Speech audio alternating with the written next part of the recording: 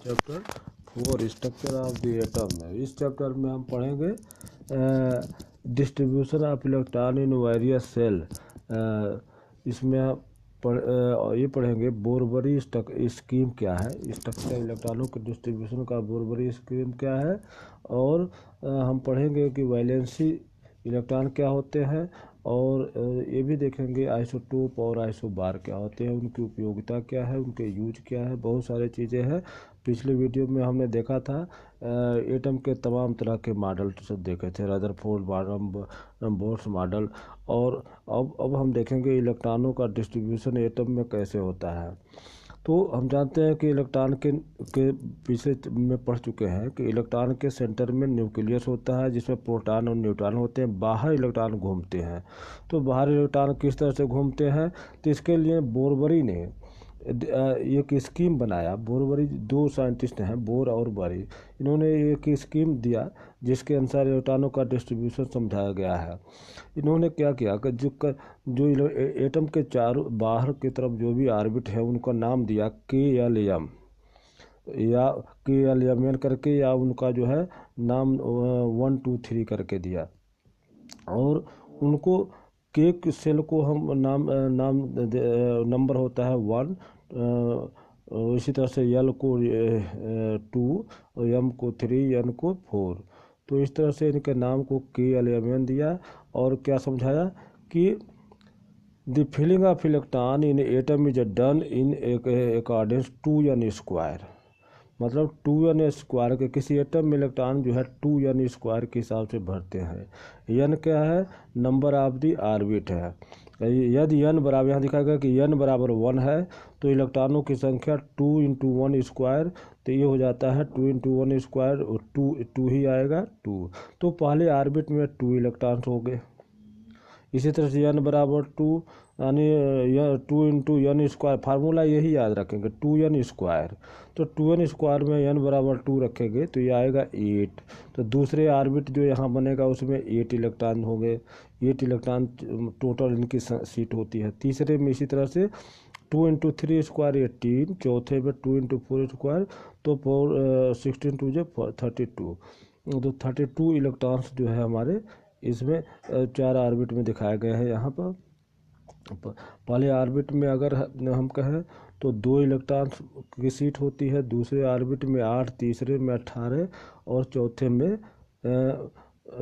में जो है 32 इलेक्ट्रॉन। यानी किसी ऑर्बिट में, पहले कहने का मतलब किसी ऑर्बिट के फर्स्ट ऑर्बिट में 2 सीट होता है, इलेक्ट्रॉन यहाँ 2 भरेंगे, 2 से ज़्यादा नहीं हो सकते हैं।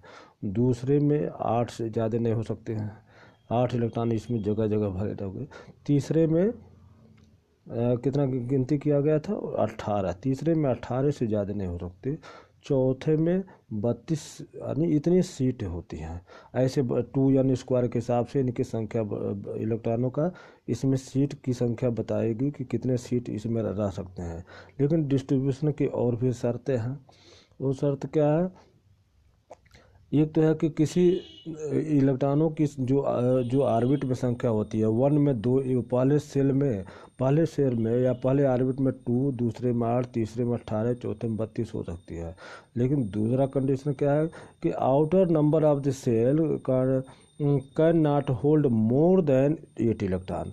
इलेक्ट्रॉन इस तरह से भरेंगे कि बाहरी ऑर्बिट में 8 इलेक्ट्रॉन से ज़्यादा नहीं हो सकते हैं, और सेकेंड लास्ट सेल, बाहर से सेकेंड जो है सेल में 18 से ज़्यादा नहीं हो सकते हैं। तो एक कंडीशन है। तीसरा कंडीशन है this shell are filled in the step wise. Electron ऐसे नहीं भरते हैं, वह स्टेप वाइज मैनर से भरेंगे।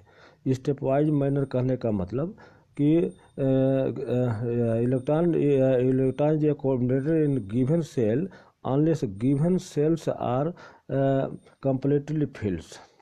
कहता है कि जो है बाहर जैसे बाहर 8 से ज़्यादा नहीं हो सकते हैं, और भले से उनके पास ज़्यादा सीट है, 8 से ज़्यादा नहीं हो सकते हैं। इलेक्ट्रॉन बाहर 8 से ज़्यादा तभी हो गए जब बाहर से तीसरी कक्षा कंप्लीट भर चुकी हो।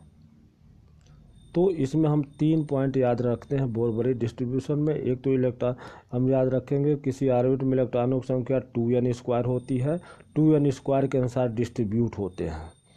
दूसरा, दूसरे किसी भी ऑर्बिट में बाहर 8 इलेक्ट्रॉन से ज़्यादा नहीं हो सकते हैं और बाहर से दूसरे में 18 ज़्यादा नहीं हो सकते हैं। तीसरी बात, shell are the filled in step wise manner. जब बाहर 8 इलेक्ट्रॉन होने पर भले से उसमें सीट ज़्यादा हो तो 8 से ज़्यादा ये नहीं कि 9वां इलेक्ट्रॉन चला जाए, वो 9वां इलेक्ट्रॉन फिर लौट करके पीछे वाले में भरता है। 8 से 9वां इलेक्ट्रॉन बाहर में तभी होगा जब बाहर से तीसरा कंप्लीट भर चुका हो। तो इस तरह से इलेक्ट्रॉनों के डिस्ट्रीब्यूशन की शर्त रखी गई, 3 नियम बताए गए हैं। तो जब भी आता है पेपर में हम बोरबरी स्कीम को पढ़ेंगे कि इलेक्ट्रॉनों का डिस्ट्रीब्यूशन, इसमें एन का मतलब है number of shell, number of orbit. तो नंबर ऑफ ऑर्बिट ये जैसे लेन होती है सड़क पर, वो वही ऑर्बिट कहलाते हैं। तो पहले ये जो इलेक्ट्रॉन दिखाया गया है, फिर हम समझाते हैं। ये पहला ऑर्बिट है, ये न्यूक्लियस के चारों ओर, अंदर कौन होगा, प्रोटॉन और न्यूट्रॉन। पहले ऑर्बिट में 2 इलेक्ट्रॉन होंगे, दूसरे में सीट होती है 8, तीसरे में होती है सीट 18, ऐसे चौथे में होगी 32। लेकिन ये नहीं कि 2 के भर जाए तो 8 भरेगा, 2 8 18 ऐसे भरेगा नहीं। 2 के बाद 2 तो भर जाता है, फिर 8 भरेगा। तीसरे में जाने के लिए यहाँ 8 18 सीट है, 8 से ज़्यादा नहीं होगा, 8 से ज़्यादा नहीं होगा, फिर ये चौथे में पहुँच जाएगा, है ना। 8 से ज़्यादा यहाँ तब होगा जब बाहर से तीसरा कंप्लीट हो चुका हो। तो इस तरह से इलेक्ट्रॉनों का डिस्ट्रीब्यूशन का एक शर्त है, एक नियम है, जिसको बोरबरी योजना कहते हैं, बोरबरी स्कीम कहते हैं। जैसे यहाँ हम कुछ एग्जाम्पल देखते हैं। लिथियम L बराबर 3 है, इसमें 3 इलेक्ट्रॉन होते हैं। L बराबर का 3 का मतलब है लिथियम जो है, लिथियम का एटॉमिक नंबर 3 है। एटॉमिक नंबर का मतलब नंबर ऑफ इलेक्ट्रॉन। तो उसमें पहले ऑर्बिट में 2, K में 2 आएगा और L में M आएगा, यानी आएगा। इसी तरह से कार्बन का 6 है तो ये टूटेगा 2 और 4 में, पहले ऑर्बिट में 2, दूसरे में 4। सोडियम का जैसे एग्जाम्पल लिया गया 11, पहले में 2, दूसरे में 8, दोनों ऑर्बिट भर चुके हैं। तो तीसरे में 1, तीसरे में 1 भर, जबकि तीसरे में सीट 18 होता है, 1 उसमें पहुंच गया। तो 2 8 1 में टूटेगा, 2 8 10 1 11। क्लोरीन का हो गया 17, तो 17 का 2 8 7, ये 17 हो गया। इसी तरह से कैल्शियम का 20 है तो 2 8 8 2। ये कैसे, पहले ऑर्बिट में 2, दूसरे में 8, ये तो सीट भर गए। तीसरे में सीट होता है 18 होते हुए भी ये चौथे में 2 पहुंच गया। ठीक है, क्योंकि 8 से ज़्यादा नहीं हो गए, 8 से ज़्यादा होते एनर्जी लेवल है। ऑर्बिट एक तरह से एनर्जी लेवल है, एनर्जी लेवल ज़्यादा है तो वो चौथे में जंप कर जाएगा, ये चौथा ऑर्बिट में पहुंचेगा 2। अब ये 2 में जब 8 आएगा, 8 भरेगा तो फिर लौट करके ये तीसरे में भरेगा। तीसरे से 2 8 2। हमारे कोर्स में अभी 9th के केवल कैल्शियम 20 तक है, और इसमें अधिक एटॉमिक नंबर वालों के लिए बड़े क्लासों में 11वीं में दिया गया है। तब तक हम 20 का इलेक्ट्रॉनिक कॉन्फ़िगरेशन देखेंगे, किताबों में बना हुआ है। जैसे यहाँ दिखा गया लिथियम का यहाँ दिखाया गया है, इस तरह से बनाने को आता है एटॉमिक स्ट्रक्चर। जैसे लिथियम का सिंबल है Li, एटॉमिक नंबर 3 होता है, ये टूटेगा 2 8 2 और 1, पहले में 2 दूसरे में 1। तो यहाँ दिखाया गया फिगर में, यहाँ पहले में अंदर 2 दिखाया गया है, 2 बाहर 1 बच गया, तो 2 और 1 इसके इलेक्ट्रॉन डिस्ट्रीब्यूशन हो गए। ऐसे सोडियम का 2 8 1 यहाँ दिखाया गया है, अंदर 2 फिर 8 फिर बाहर 1। तो इस तरह से इसमें 3 ऑर्बिट हो गए, 3 ऑर्बिट 1 2 3 या KLM कहेंगे। ऑर्बिट को हम पीछे भी बता चुके, उनको KLM कहेंगे, अथवा पहले ऑर्बिट को K, दूसरे को L, तीसरे को M, या उसको 1 2 3 ऐसे संख्या रखते हैं, 1 2 3 4 5 KLM NOP। तो इस तरह से इनकी संख्या होती है। लेकिन जो है कैल्शियम 3 ऑर्बिट तक है, इसलिए 3 ऑर्बिट तक ही दिखाए जा रहे हैं। तो ये तमाम तरह के उसमें दिखाए गए हैं बुक में। तो वो सभी स्ट्रक्चर को इस तरह से बना करके याद रखना। उसके एटॉमिक नंबर दिखाया गया, एटॉमिक जैसे सिंबल है sodium, atomic number 11। Atomic number का मतलब उसके पास इलेक्ट्रॉन की संख्या 11 है, पहले में 2, दूसरे में 8, तीसरे में 1।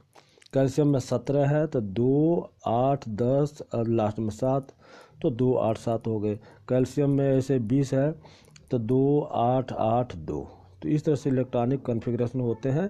इलेक्ट्रॉनिक कॉन्फ़िगरेशन जब भी बनाने को आता है तो ऐसे लिखने के बाद हम एक गोले वाले ऑर्बिट बनाएंगे। तो बुक में दिया गया है 20 तक दिया गया है, हाइड्रोजन से 20 तक। हाइड्रोजन का बाहर एक, हाइड्रोजन के पास केवल एक इलेक्ट्रॉन होता है, तो वह केवल उसके हाइड्रोजन बीच में लिखेंगे, बाहर एक इलेक्ट्रॉन दिखा देंगे, ये है। तो इस तरह से इलेक्ट्रॉनिक कॉन्फ़िगरेशन इसका ये है। तो इस तरह से बोरबरी को हम पढ़ेंगे, याद कर लेना। 2n² के अनुसार भरते हैं, जब आएगा कि बोरबरी स्कीम क्या है तो 2n² के अनुसार है। n बराबर 1 तो 2, ऐसे इसको निकाल कर समझाएंगे। दूसरा कंडीशन, तीसरा कंडीशन समझाएंगे। अब हम आते हैं वैलेंसी। वैलेंसी क्या होती है? Electron present in the outer most shell is called valency. Electron किसी सेल के बाहर जो है जो प्रेजेंट होता है वह वैलेंसी कहलाता है, लेकिन हर केस में नहीं, कंडीशन है। बाहर इलेक्ट्रॉन, इसको दूसरे डिफाइन करेंगे स्टैंडर्ड रूप में, combining capacity of an atom is known as valency. बाहर जो इलेक्ट्रॉन होते हैं, जो कंबाइनिंग कैपेसिटी है, जो कोई भी एटम जितने इलेक्ट्रॉन ले करके किसी से रिएक्शन करता है वही इलेक्ट्रॉन उसकी वैलेंसी कहलाती है। या कंबाइनिंग कैपेसिटी, उसको कहेंगे दूसरी भाषा में combining capacity of an atom is called is valency.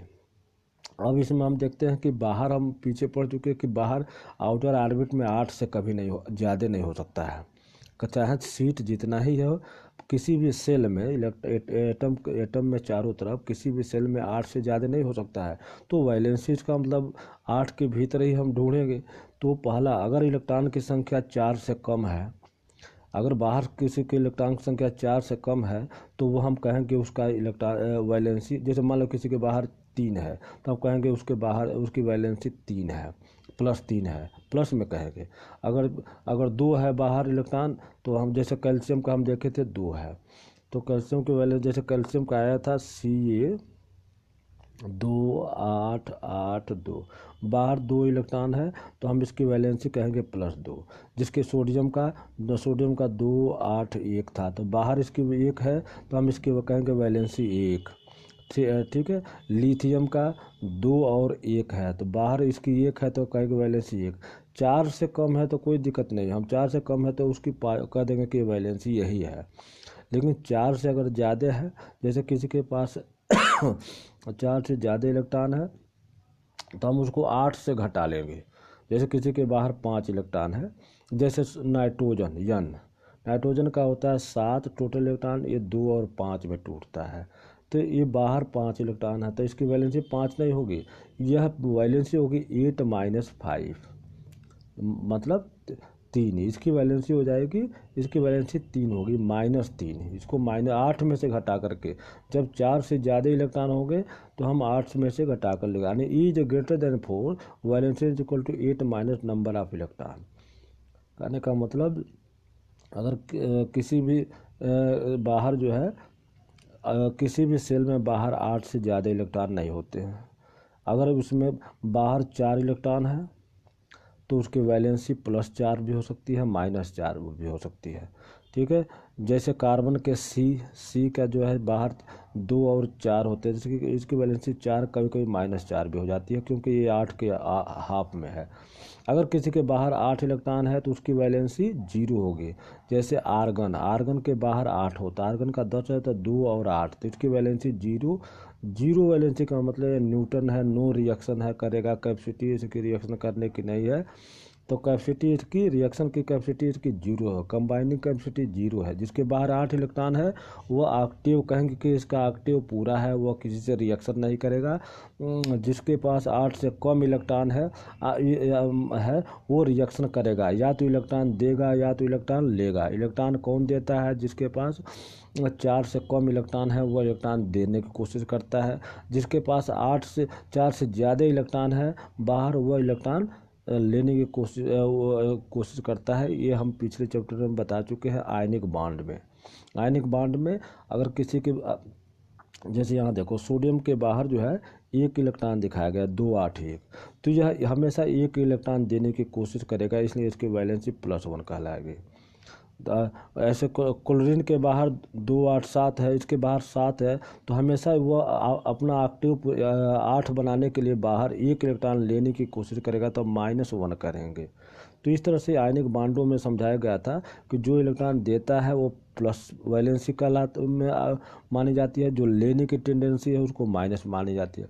Sodium के बाहर 1 है, 1 देने की टेंडेंसी रखता है तो +1 इसकी वैलेंसी है। क्लोरीन का 2 8 7 है, 1 लेने की वैलेंसी कैपेसिटी रखता है, टेंडेंसी रखता है, तो इसकी वैलेंसी -1 मानी जाएगी। तो इस तरह से प्लस माइनस का निर्धारण होता है। 4 से वैलेंसी 4 तक सीमित होती है, 4 के बाद फिर माइनस में हो जाती है। तो इस तरह से वैलेंसी एक तरह से क्या है, वैलेंसी को डिफाइन करेंगे तो combination capacity of atom is called known as valency. या आउटर ऑर्बिट का वह सेल जितने रिएक्शन में भाग लेता है वही उसकी पार्टिसिपेट करता है, वही उसकी वैलेंसी इलेक्ट्रॉन कहलाती है, वैलेंसी कहलाती है। वैलेंसी प्लस माइनस दोनों में हो सकती है। इलेक्ट्रॉन जब देने की टेंडेंसी हो यानी 4 से कम हो तो वह देने की कोशिश करता है, तो वह उसकी पॉजिटिव वैलेंसी कहलाती है। 8 से कम हो, 4 और 8 के बीच है, तो उसकी माइनस वैलेंसी आती है। तो इस तरह से यह वैलेंसी का कंसेप्ट है। इसी तरह से एटॉमिक मास क्या है, हम पीछे भी बता चुके हैं, number of proton plus number of neutron.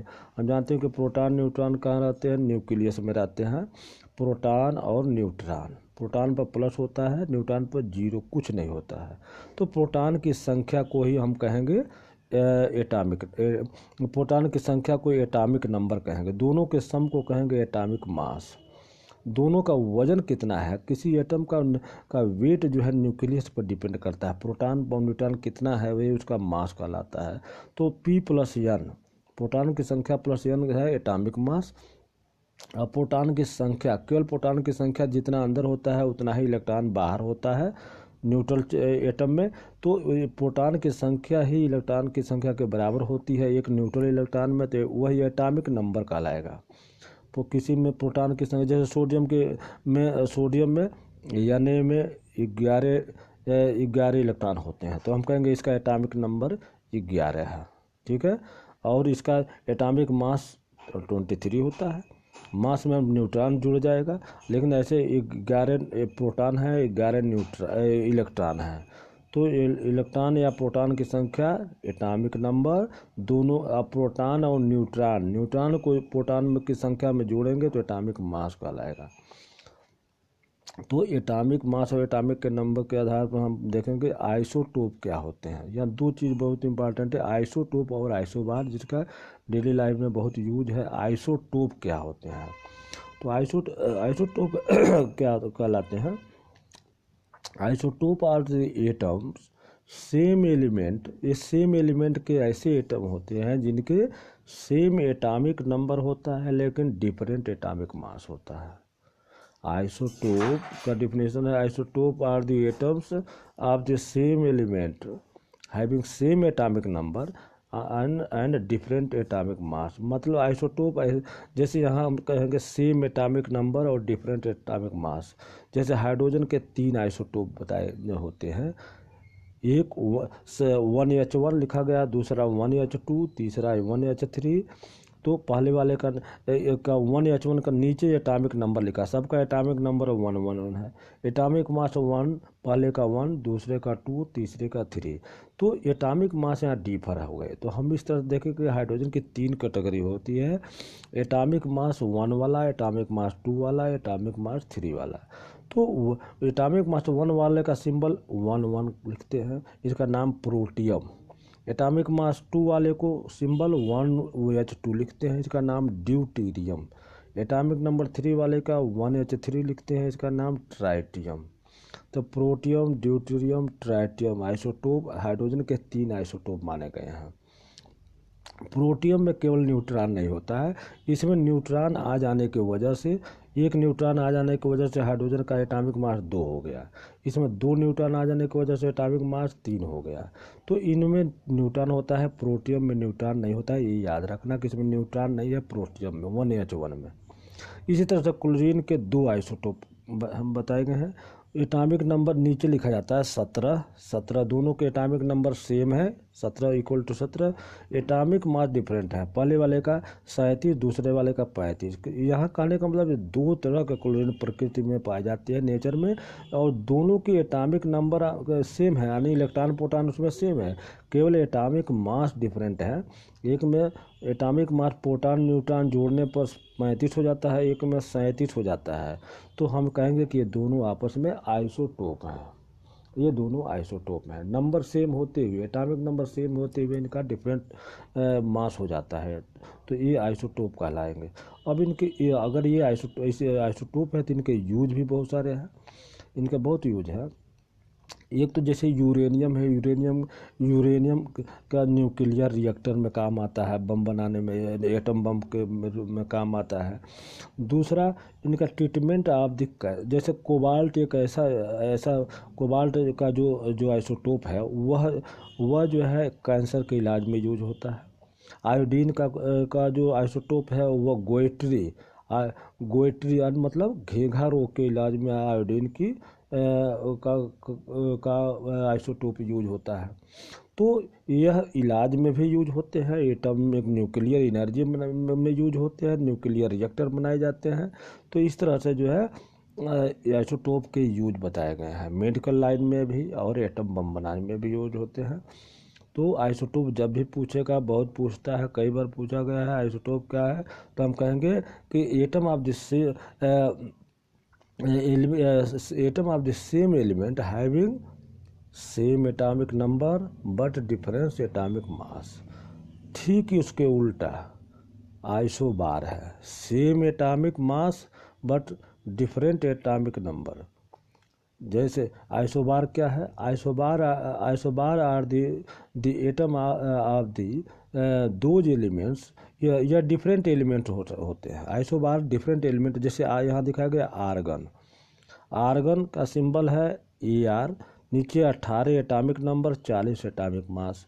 Calcium का 20 एटॉमिक नंबर, 40 एटॉमिक मास। हमने देखा कि यहाँ एटॉमिक मास दोनों के इक्वल है, एटॉमिक नंबर डिफरेंस है, आर्गन का 18 है, इसमें 20 है, तो दोनों अलग एलिमेंट हैं। तो इसको डिफिनेशन कहेंगे isobar are the atom of the different element having same atomic mass but different atomic number. Atomic isotope में क्या था, नीचे वाला सेम था, ऊपर वाला डिफरेंस था। नीचे वाले से आइसोटोप में एटॉमिक नंबर सेम होता है, एटॉमिक मास डिफरेंस सेम होता है। आइसोबार में एटॉमिक मास सेम, ध्यान रखना, ऊपर का ये सेम होगा, नीचे का डिफरेंट होगा। ये कन्फ्यूजन दूर कर लेना, दोनों में डिफरेंस है, आइसोटोप और आइसोबार में डिफरेंस है, दोनों में ये डिफरेंस है। आता है तो कि दोनों में डिफरेंस लिखो, तो दोनों का डिफरेंस लिख देंगे, दोनों का एग्जाम्पल भी लिख सकते हैं। तो ये आइसोटोप और आइसोबार में डिफरेंस है, ठीक है। तो ये इम्पॉर्टेंट चैप्टर है हमारे पेपर के दृष्टि से भी, और जो है वह आगे की क्लासों में चैप्टर पढ़ने के लिए भी इसका बहुत यूज है, तो हम इसको याद रखेंगे। ठीक है। इसी तरह से जैसे सोडियम और मैग्नीशियम भी आपस में एक तरह से आइसोबार बनाते हैं। सोडियम का नीचे 11, उसका 12 है। इसी तरह मैग्नीशियम का भी, सोडियम मैग्नीशियम का एटॉमिक मास सेम होता है, लेकिन एटॉमिक नंबर डिफरेंस होता है, तो वो दोनों आइसोबार हैं। तो आइसोबार के बहुत से एग्जाम्पल है, बुक में भी दिया गया है, सपोर्टिंग मटेरियल में दिया गया है। तो ये चैप्टर जो है बहुत इंपॉर्टेंट है, इसमें आइसोटोप और आइसोबार एग्जाम्पल सहित याद रखना। हाइड्रोजन के 3 आइसोटोप, क्लोरीन के 2 आइसोटोप्स होते हैं। कभी कभी इस पर न्यूमेरिकल में पूछ देता है कि रिलेटिव मास क्या होता है, तो कहता है कि relative mass is average of the mass of the all isotope. जैसे यहाँ क्लोरीन का दिखाया गया ना, एक क्लोरीन में 1735 लिखा गया है, दूसरे में 1737 लिखा गया है। तो ये नेचर में, प्रकृति में पाए जाते हैं, तो इन दोनों के मिक्सचर होते हैं। प्योर जो 1735 वाला है वो प्रकृति में 75% पाया जाता है, और वो 25% पाया जाता है। तो इनके दोनों का एवरेज अगर निकाल देते हैं तो हमारा रिलेटिव मास एटॉमिक मास कहेंगे क्लोरीन का। इसलिए क्लोरीन का आता है 35 दशमलव इतना आता है, 35.5 लिखा जाता है। तो दशमलव कहाँ से आ गया, ये दोनों के एवरेज से आ गया। जैसे यहाँ दिखाया गया है 1735 एक का, और एक का 1737। 1735 वाला प्रकृति में 75% पाया जाता है और ये पाया जाता है 25%। तो दोनों का एटॉमिक मास हम 35 कभी नहीं लिखा जाता, 35.5। इन दोनों का एवरेज निकालते हैं। एवरेज पर आता है न्यूमेरिकल, निकालो इनका एवरेज कितना आएगा एटॉमिक मास। तो हम क्या करते हैं, 75% ऑफ 35 हम लिखेंगे, 75% ऑफ 35। तो 75% को हम लिखते हैं 75/100/35, ये हो गया। अब प्लस 25% आप 35। तो दोनों को जब ये सॉल्व करेंगे, 75% 75/100 इंटू 35 और 75/100 इंटू 25, तो यह आ जाएगा 35.5। ऐसे हम दिखा सकते हैं 75/100 इंटू 35, ये तो हो गया। ये हो गया किसका, पहले वाले का, 35 वाले का। दूसरा जो 75% 25% पाया जाता है वो 25/100 इंटू 25, दोनों को जोड़ने पर ही आएगा। आएगा हल करने पर आएगा। इसको जैसे हल कर दें, इसको हल कर दें तो ये आएगा 35.5। तो इसलिए क्लोरीन का एटॉमिक मास लिखा होता है 35.5 पॉइंट, इसलिए आ जाता है एवरेज किया गया है। ठीक है, तो ये समझ में आ गए। दोनों जो इस पर न्यूमेरिकल एक कई बार बोर्ड परीक्षाओं में आ चुके हैं। 35% कि दोनों का एवरेज निकालो, एवरेज रिलेटिव एटॉमिक मास निकालो। तो हम इनके आइसोटोपों को एवरेज करके निकालते हैं। ये तो हुआ न्यूमेरिकल की बात। तो ये चैप्टर के लास्ट पोर्शन है। इस तरह से चैप्टर समाप्त हुआ। इस पर इस चैप्टर का इम्पॉर्टेंट पार्ट है आज का ये वीडियो। इसमें पूछता है जैसे बोरबरी स्कीम क्या है इलेक्ट्रॉनों का डिस्ट्रीब्यूशन से, तो वो समझाएंगे। या किसी का कह देगा बनाने के लिए कैल्शियम का, मैग्नीशियम का, तो इलेक्ट्रॉनों की संख्या के हिसाब से हम बनाएंगे। जैसे कह दिएगा कि मैग्नीशियम Mg 12 होता है, इसका ऑर्बिट में दिखाओ कैसे 12 डिस्ट्रीब्यूट होता है। 12 कब होगा, 2 8 2 2 8 10 2 12। तो इसको 3 ऑर्बिट दिखाएंगे। एक पहले में दो गोले बिंदु लगा देंगे, दूसरे में 8 है तो 8 लगाएंगे, 2 2 4 2 6 2 8 8, तीसरे में हम लगा देंगे 2। तो इस तरह से 2 8 2, ये मैग्नीशियम का हमारा इलेक्ट्रॉनिक डिस्ट्रीब्यूशन पूछेगा तो इस तरह से फिगर बनाना है। ये नहीं कि कुछ भी गोले गोले बना करके रख दो। जैसे वर्कशीट में तुम लोगों ने बहुत सारे मिस्टेक किया, बहुत सारे कुछ भी रख दिए। पहले में हमेशा 2 रखना है, दूसरे में भी देखते हैं कितना बना है। पहले टुकड़े कर लेंगे एटॉमिक नंबर का, यहाँ दिया है उसको टुकड़े कर लेंगे 2 8 2 करके, या 2 8, उसके बाद जो बचता है वो तीसरे में चला जाएगा। तो इस तरह से हम इसको स्ट्रक्चर बनाते हैं। गोले का फिगर इस तरह से दिखाई देना चाहिए जैसे सोडियम का दिखाया गया है। और आइसोटोप, आइसोबार महत्वपूर्ण है, उनका यूज महत्वपूर्ण है। और इस तरह से इसमें ये न्यूमेरिकल पूछता है तो 4 5 3 या 4 नंबर के पूछता है परसेंटेज निकालने वाला। तो ये बुकों में भी दिया गया है, सपोर्टिंग मटेरियल में भी दिया गया है। तो इसमें सपोर्टिंग मटेरियल से सारे क्वेश्चन को रिवाइज करेंगे तो हमारा ये चैप्टर कंप्लीट हो जाएगा। इसमें बहुत कंसेप्ट क्लियर है। तो इस तरह से चैप्टर को हम आज समाप्त करते हैं। अगली बार हम फिर नए चैप्टर लेकर के आएंगे वर्कशीट के अनुसार। तब तक आप अपना ध्यान रखना। दूरी और डिस्टेंस का फार्मूला वो लगा लेना, मास को भी लगाना ज़रूरी है, गवर्नमेंट की हिदायत है। और अपना ध्यान रखना। धन्यवाद।